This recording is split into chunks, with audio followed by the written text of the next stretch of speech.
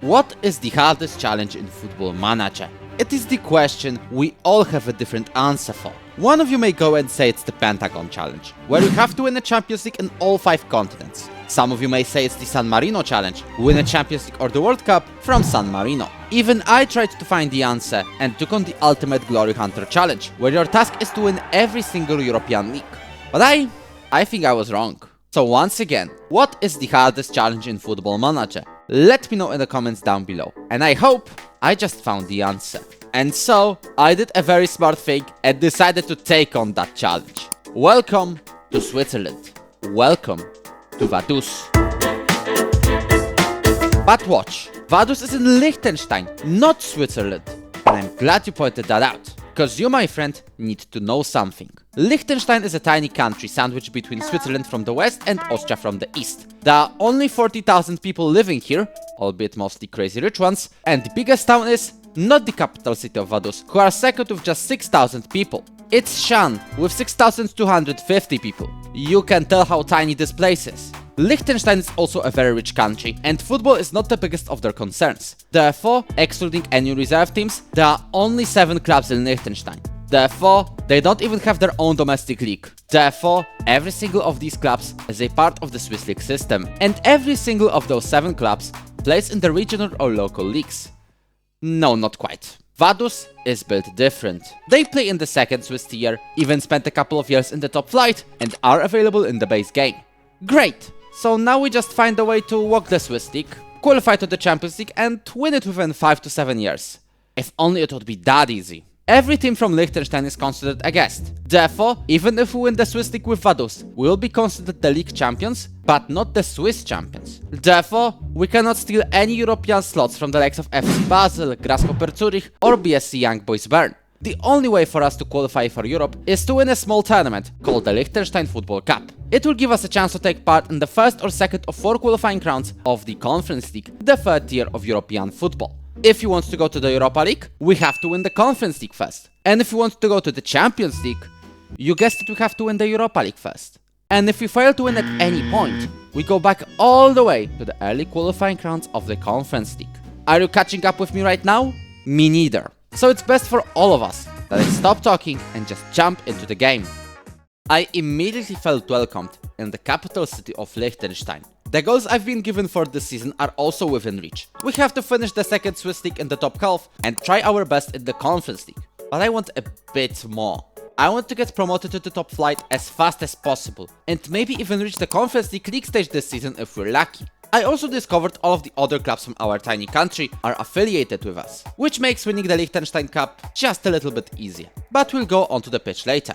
First, we have to prepare. And so, let's meet our team. And the very first thing I've noticed is that in our amateur team, we've got a 48-year-old. What a dedication from Igor Manojlovic. His 38-year-old countryman Milan Gajic could learn from him, although he is moving to the first team and Igor does not. Milan will be joined by this 17-year-old left back Jonas Verlig, who is the most talented in the under-23s. But what about our best players? Those in the first team. Our team is a bunch of roughly equally talented players, all either entering or during their prime. Out of the bunch, the best one seems to be Ayo Akinola, a dynamic forward. He will be supported by our creative outlet, Stefan Ziller. At the back, we will be protected by a German Luka Mak and a strong Albanian Denis Simani. Our most talented player is another defender, Mishej Beli. He's an all-rounded player and our right back for hopefully many more years to come. We also have some immediate support in the form of loanees. Ronaldo Dantas Fernandes from Luzern, Florian Hoxa from Grasshopper Zurich, and another attacking midfielder, Nevio Di Giusto from FC Zurich. I met the players hours after arriving at the club, introduced myself, and they were like, "We do not care." Exactly like the press. And now, there is one important question in mind. How will our team play? What is the tactic? Say hello to a 4-3-3 with a holding midfielder. It's a gegenpressing counter-attacking tactic, which helps use Akinola's pace and Dantosh's creativity. But what you have also noticed, our right winger's name is none, which means there is no right winger. We're also lacking some backup at center back, right back and defensive midfielder. This means we have to go to the transfer market with €0 in the budget and also 0 staff members to look for those players. So you guessed it. Before taking any action, I hired coaches, including Steven Defoe, I hired scouts, I hired physios. I filled that backroom stuff as usual on my very first day. But how will I even make money? This is Javi Navarro. He was transfer listed by Vaduz before I even joined, so I just complied. He quickly found his new club, Recreativo Huelva, in the Spanish 4th division for 67,000 euros. But because of the registration rules, I could not sign anyone. So our right winger for now is Giovanni De Donno. Now, it's finally time to start our season. Officially, our goal is to just finish in the top half and play the best football we can in Europe. But my plans, as you know, are a bit different. In the very first season, I want to win promotion and maybe qualify to the league stage of the Conference League.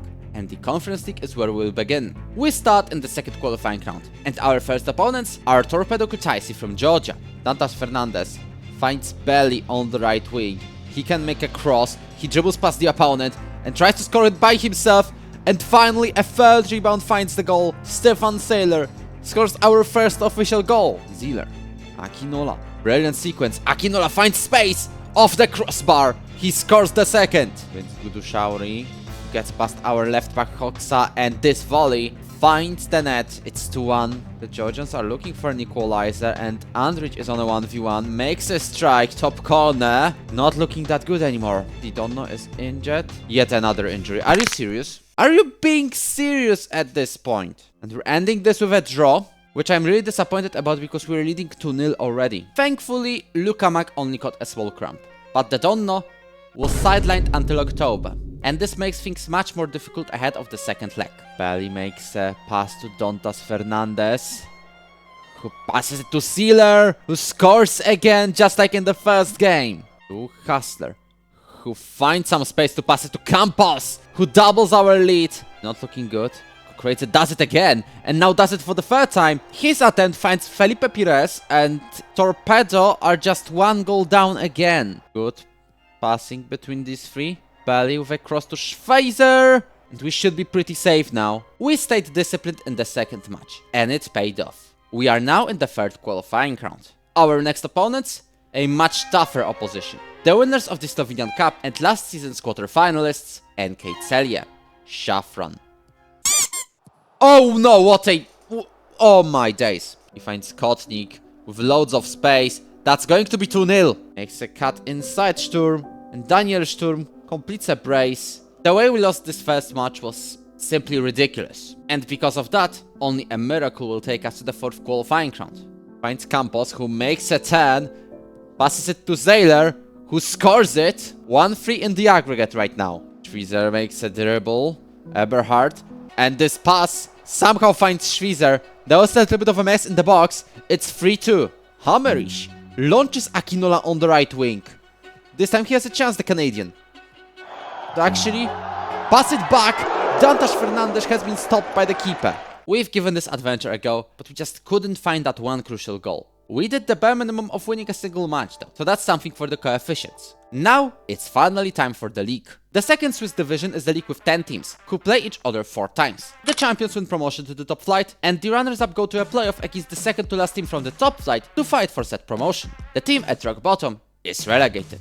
We're considered to be really strong candidates for promotion, but not the favorites. So let's prove the press a little bit wrong. We started our campaign the moment our rivals had 2 or even 3 games behind them, mainly because we were busy with the Conference League. Our first opponents, Stade Lausanne Ushi, who, spoiler alert, I mistakenly called Stade Lyonnais the whole time. Cuts inside, finds Di Giusto, who makes a pass to the middle. Campos has a chance, and he scores our first goal in the league. I'll have to change some instructions. Head of our next games is Eberhard.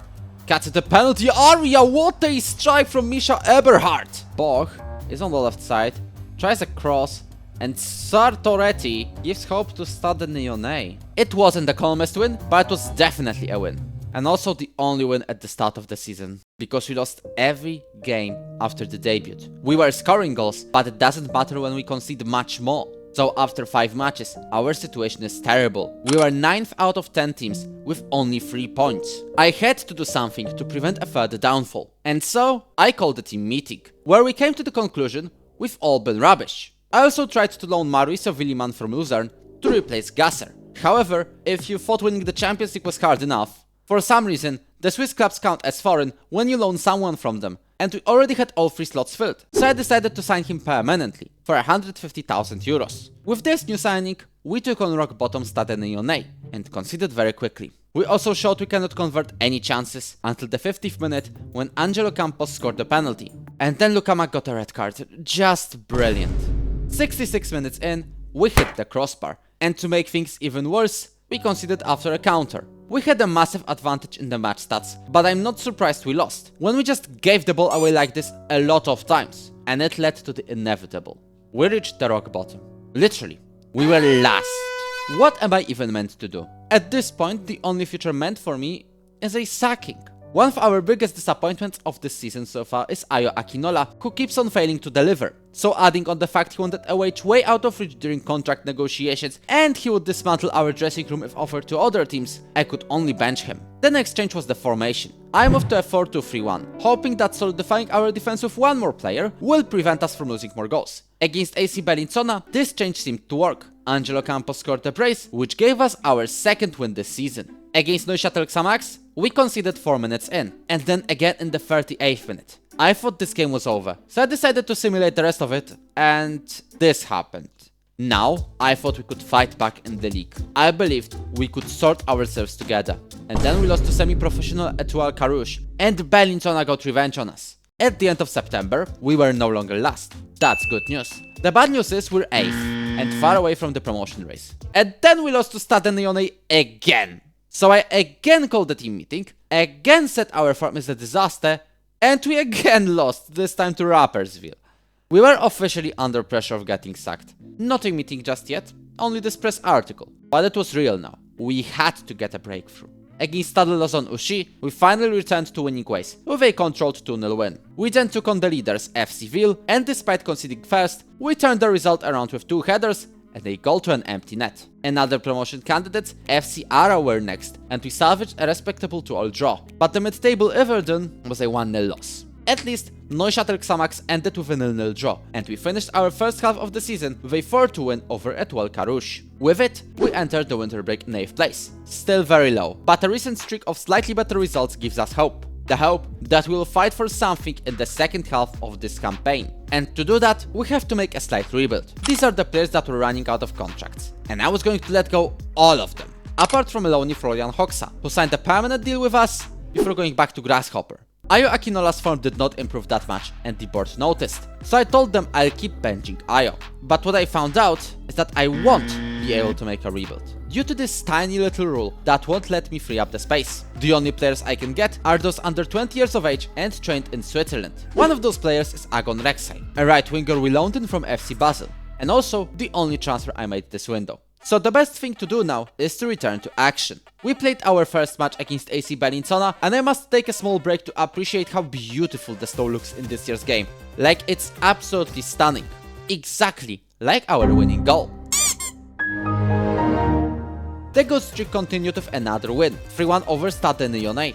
And if only it kept going.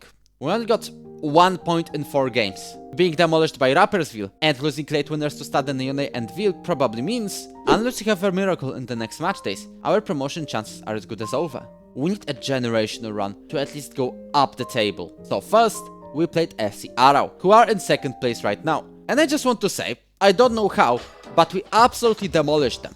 Our striker Angelo Campos scored a brace and got an assist. Mauricio Villiman added a 4th, and coupled with a red card for Arau's Derbachi, we were on another level. Of course, there was a small lapse of concentration nearing the end, as we let in 2 goals. But overall, we achieved a spectacular win.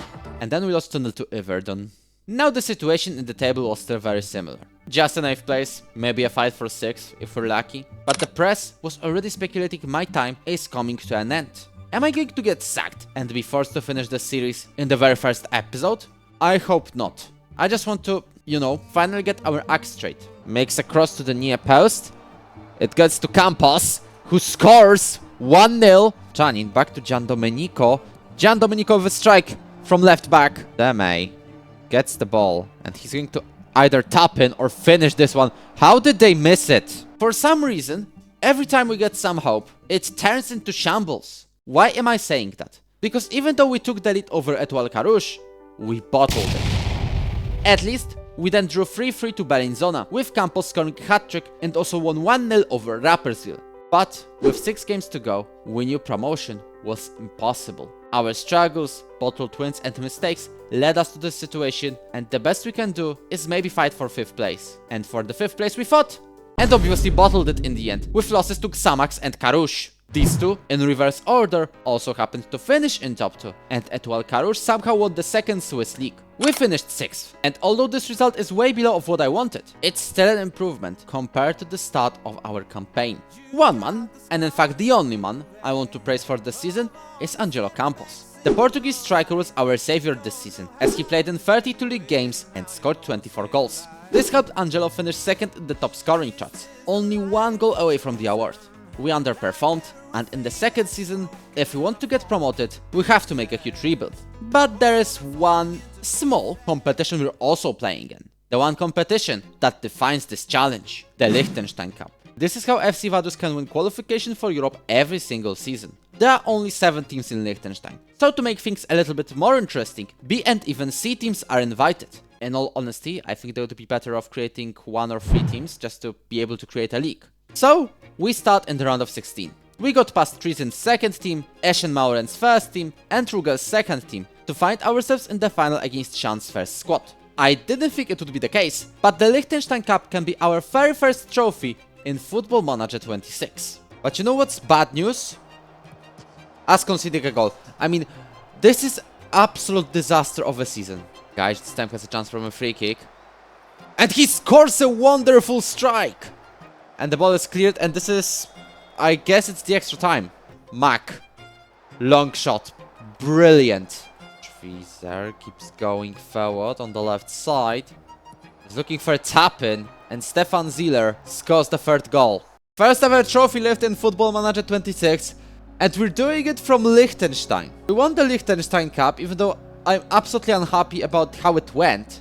But I guess we've won, and we'll be playing in the Conference League next season, so no disadvantages really. We may have won, but let's be honest here. It was expected from us to walk our way to this trophy. And overall, this first season was really disappointing for us. We wanted to get promoted, but instead, we underperformed a lot. But hey, at least we have a rebuild to make for the very next season. And it can give us a chance to get promoted in the 2nd year.